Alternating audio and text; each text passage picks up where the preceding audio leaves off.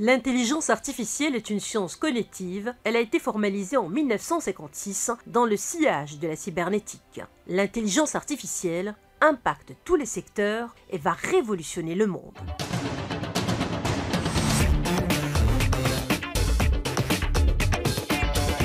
Bienvenue à la quotidienne. Marhaba bikoum à eMovement. Le monde de l'intelligence artificielle n'a aucun secret pour Amel Fallah Sarrouchni. Férue de mathématiques, elle savait dès son jeune âge qu'elle embrasserait une carrière de scientifique. Titulaire d'un doctorat en informatique et d'une habilitation à diriger les recherches sur l'intelligence artificielle, l'experte nous donne un aperçu sur ce domaine. À la base, l'intelligence artificielle, c'est cette science qui consiste à comprendre comment l'être humain réfléchit, comment l'être humain agit, en décortiquant ses processus cognitifs de base, comme la perception, l'abstraction, la planification, l'action, la communication aussi, qui est un élément très important dans le comportement humain, et d'essayer de reproduire les échos de ces comportements dans la machine computationnelle. C'est pour ça qu'on va faire des robots qui marchent, des robots qui parlent, des robots qui naviguent de façon autonome, qu'on va faire des chats GPT qui vont répondre à des questions diverses et variées, qu'on va faire des drones aussi qui peuvent survoler des zones de façon tout à fait autonome, etc. Donc en fait, l'intelligence artificielle, c'est une discipline qui pousse l'automatisme vers l'autonomie. C'est-à-dire, jusque-là, l'informatique faisait des choses, des programmes de commande, par exemple, qui sont de l'automatique. Avec l'intelligence artificielle, on va essayer d'aller un peu plus loin et de passer vers ce qu'on appelle l'autonomie ou la semi-autonomie. Aujourd'hui, l'intelligence artificielle est pervasive. Elle est partout, absolument dans tous les domaines d'application. Elle est dans le commerce, elle est dans l'économie, elle est dans le tourisme, elle est dans l'art, dans la culture, elle est dans la médecine. On fait beaucoup de choses grâce à par exemple, l'analyse de radiographie avec des programmes d'intelligence artificielle sont aujourd'hui vraiment utilisés. Pendant la pandémie du Covid, on a eu recours à des techniques d'intelligence artificielle qui ont permis soit de faire de la sensibilisation, soit de faire du traitement, soit d'accélérer même la découverte des vaccins. Donc aujourd'hui, l'intelligence artificielle est partout, dans l'aéronautique, dans l'aérospatiale, dans les satellites, et puis dans les hôpitaux et dans les écoles bientôt. Le 9 novembre 2022, le Maroc s'est doté d'un centre international de l'intelligence artificielle au sein de l'université Mohamed VI Polytechnique à Rabat. Sa directrice nous en dit davantage. eMovement, comme je veux dire en deux mots, c'est d'aller vers l'intelligence augmentée grâce à l'intelligence artificielle. Donc c'est un centre d'excellence. On y fait de la recherche, du développement, de l'innovation, de la formation, du transfert vers l'industrie. On a 7 piliers en fait au sein de eMovement sur lesquels nous travaillons. On a aussi des collaborations internationales. Donc on fait de la formation exécutive, on fait aussi de la formation pour les petits, ce qu'on appelle le master junior pour les 8-14 ans. On essaie de sensibiliser les jeunes et les moins jeunes aux technologies de l'intelligence artificielle et à son apport dans différents domaines d'application. Donc aujourd'hui, eMovement est logé ici, dans le dôme de l'intelligence artificielle, et il est porté par l'université Mohamed VI Polytechnique.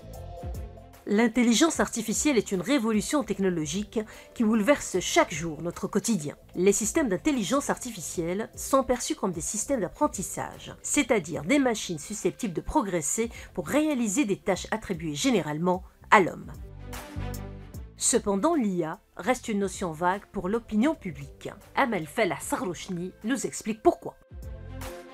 Le public rencontre l'intelligence artificielle régulièrement quand il y a des grands événements de l'intelligence artificielle. Par exemple, en 1997, lorsque Kasparov, le champion du monde aux échecs, a perdu contre une intelligence artificielle, on a découvert l'intelligence artificielle. Lorsque AlphaGo a battu le champion du monde dans le jeu de Go, pareil. Le grand public se rend compte de la puissance de ces outils-là, qui sont au-delà c'est des vraies révolutions technologiques. Lorsque vous avez Lorsque vous avez un artefact qui vous parle, un artefact qui marche, un artefact qui intervient dans tout, eh bien ça perturbe beaucoup la compréhension qu'on a de l'artefact. Et donc, je pense que ces rencontres un peu épisodiques de l'intelligence artificielle avec le grand public sèment le trouble. Vous rajoutez à cela que c'est un domaine qui attire beaucoup de monde. Donc, c'est l'affaire de tout le monde aujourd'hui. Et monsieur tout le monde parle de l'intelligence artificielle. Donc, il y a des fantasmes qui se mêlent à la technologie. Il y a des exagérations qui viennent aussi se greffer sur ces technologies. Aujourd'hui, c'est ça le problème, c'est que beaucoup de gens parlent de l'intelligence artificielle sans forcément en connaître les fondements et ça crée un peu de zizanie. Avec son agenda chargé, cette Wonder Woman arrive à jongler entre plusieurs activités. Ici, elle se trouve en compagnie de deux éminents professeurs, Antoine Rosy et Gérard Billot, venus tout droit de la Sorbonne. En reconnaissance pour son riche parcours et ses innombrables recherches, notamment au sein du LUPSIS, l'un des plus grands laboratoires d'informatique en France, la native de Rabat est nommée en 2020 membre de la Commission mondiale de l'éthique des sciences et des technologies de l'UNESCO. Cependant, les enjeux de l'éthique se posent avec acuité. Au sein de la COMEST, la Commission mondiale de l'éthique des sciences et technologies, ce que nous cherchons à faire, c'est à mener des réflexions éthiques sur toutes les sciences et toutes les technologies. Alors, l'intelligence artificielle en fait partie. Nous avons travaillé sur les premiers rapports pour les recommandations éthiques de l'intelligence artificielle de l'UNESCO. Vous savez que l'UNESCO a proposé le premier texte normatif en 2021. Ce texte a permis de mettre en place un certain nombre de règles et de principes que les systèmes d'intelligence artificielle devraient respecter. Mais au sein de la COMEST, on est plus large. Par exemple, on a travaillé récemment sur les objets connectés, l'éthique des objets connectés, des données que nous allons aussi récolter avec les objets connectés, et aussi sur la robotique, sur l'utilisation des robots dans la chirurgie, dans la médecine, dans l'agriculture, etc. Donc mon rôle, c'est de mener cette réflexion. On est 18 experts au niveau international, assez pointus, dans des domaines très complémentaires. Et ce qu'on essaie de faire, c'est d'accompagner ces nouvelles technologies. Experte internationale dans l'intelligence artificielle et dans les systèmes multi-agents et professeure de classe exceptionnelle à la Sorbonne, à la faculté des sciences et d'ingénierie à Paris, Amel Fellah Sarrochni met ses compétences au service des passionnés du savoir, en premier lieu la jeunesse marocaine. D'ailleurs, au sein de iMovement, la création technologique et sa finalisation sont l'œuvre des doctorants-chercheurs.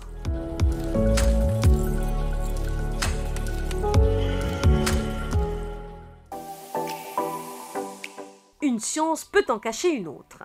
Direction à présent Casablanca, au cœur de l'Expo Musée.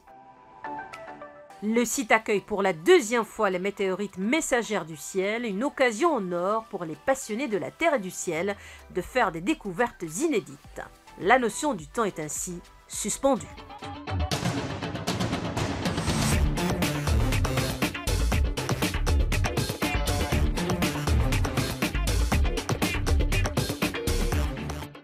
Bienvenue à la quotidienne à l'Expo Musée Les météorites messagères du ciel Origine. Je suis ravie et heureuse de vous accueillir dans notre Expo Musée.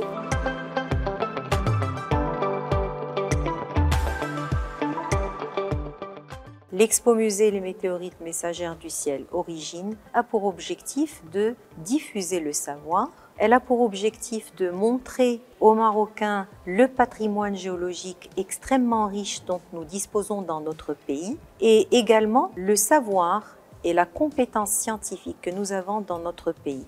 Donc nous accueillons des enfants, des écoles, des adultes, des touristes, différentes catégories de visiteurs qui viennent découvrir un patrimoine exceptionnel marocain avec des équipes de recherche marocaines, évidemment, ouvertes sur les coopérations internationales.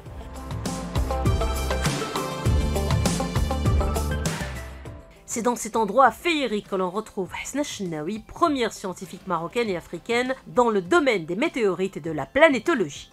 Immersion dans ce monde des sciences de la Terre avec la présidente de la Fondation At-Tariq qui nous présente son conte pour enfants. Ici, je vous présente un conte illustré qui s'appelle « Moi, Tamdart la météorite ». Donc, l'Expo Musée m'a encouragé à rédiger un petit conte. Donc ici, c'est la météorite qui se raconte. Elle raconte son histoire. Alors, J'ai écrit ce conte parce que cette météorite est particulière et spéciale.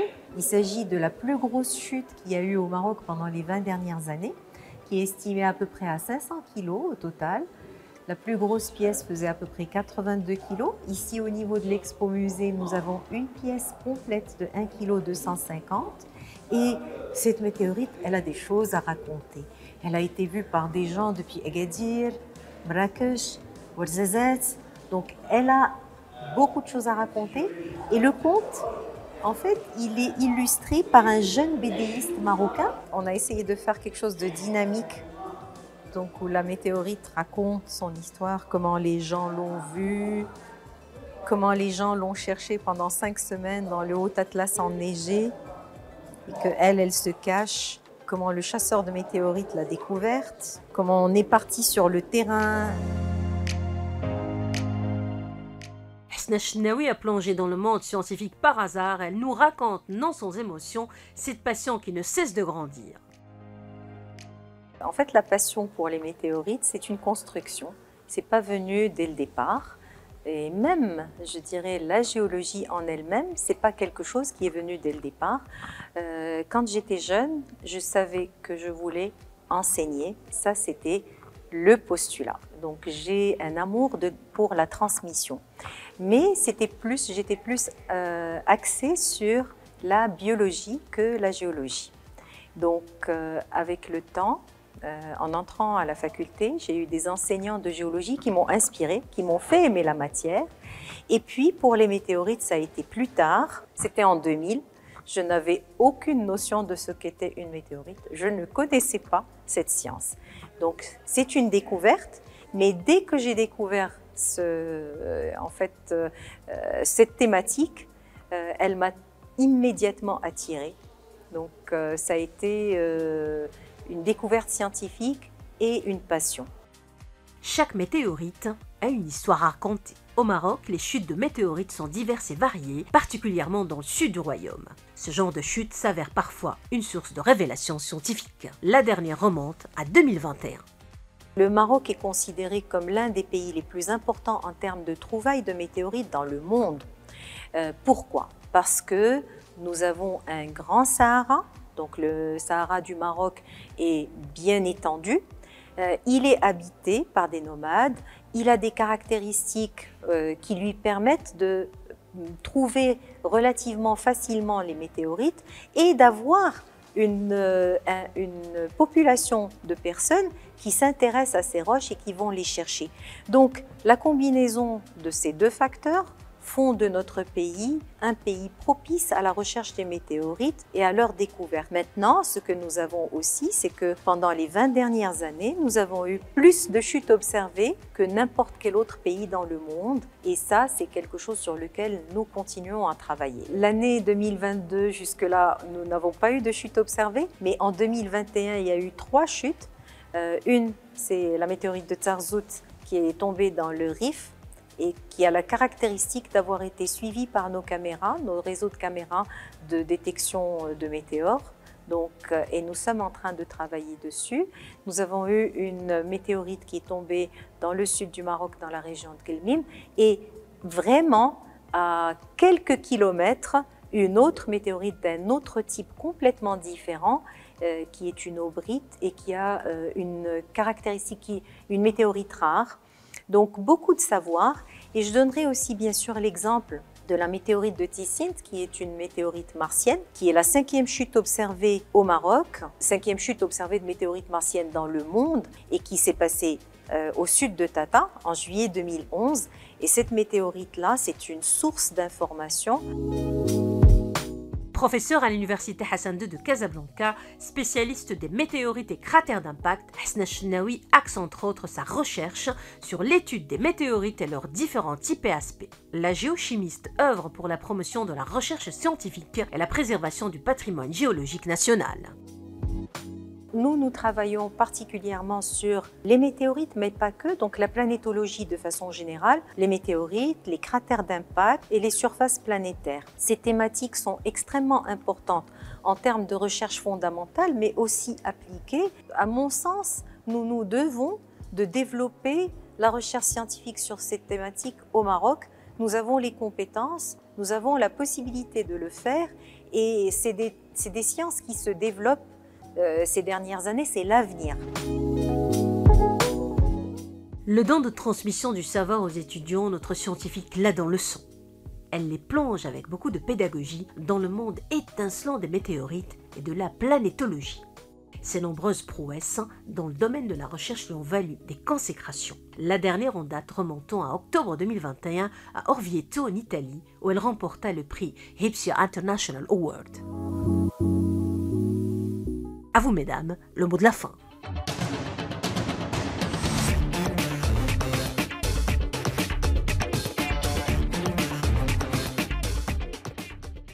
Pas vraiment femme, mais plutôt un homme auquel je rends hommage et qui a impacté en fait mon avenir de chercheur, qui est mon professeur, le professeur Albert Jambon, avec lequel j'ai préparé 2 thèses, ma thèse de doctorat donc à l'université Paris 6 et ma thèse de doctorat d'État. Peut-être mon idole, c'est Marie Curie, donc qui a découvert l'uranium. J'ai fait mon doctorat d'université à Pierre et Marie Curie, donc j'ai soutenu ma thèse avec la photo de Marie Curie au-dessus du tableau.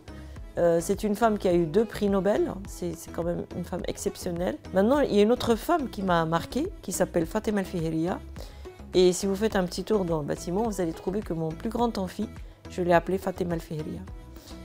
Parce que les sciences ne peuvent pas être déconnectées de la philosophie, des sciences sociales, des sciences humaines. J'aurais été exploratrice. J'adore découvrir, j'adore voyager et donc j'aurais été exploratrice. J'aurais été artiste. J'avais d'ailleurs, enfant, j'avais très envie de... Je dessinais beaucoup, je faisais beaucoup de peinture et j'avais envie de faire du théâtre. Donc l'expression théâtrale me paraît fondamentale et aussi l'expression par l'art me paraît aussi quelque chose de très important. Les femmes marocaines sont des femmes exceptionnelles.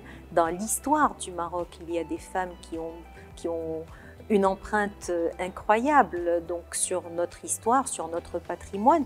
Et donc, nous devons au minimum d'être à la hauteur de ce legs de nos mères, nos grands-mères qui ont battu, qui se sont démenées pour nous donner la possibilité à nous d'étudier, de sortir, etc.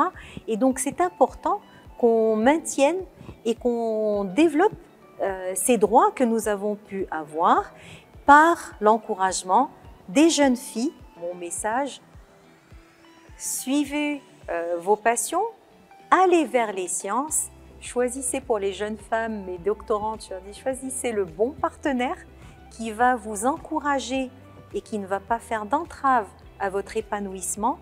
Moi, je fais partie des personnes qui pensent qu'il faut absolument fêter le 8 mars parce que de temps en temps, on a besoin de repères pour se rappeler un certain nombre de choses. Alors, au sein de l'Université Mohamed VI Polytechnique, on a la chance d'avoir plus de 50% de femmes dans les formations et aussi parmi les chercheurs.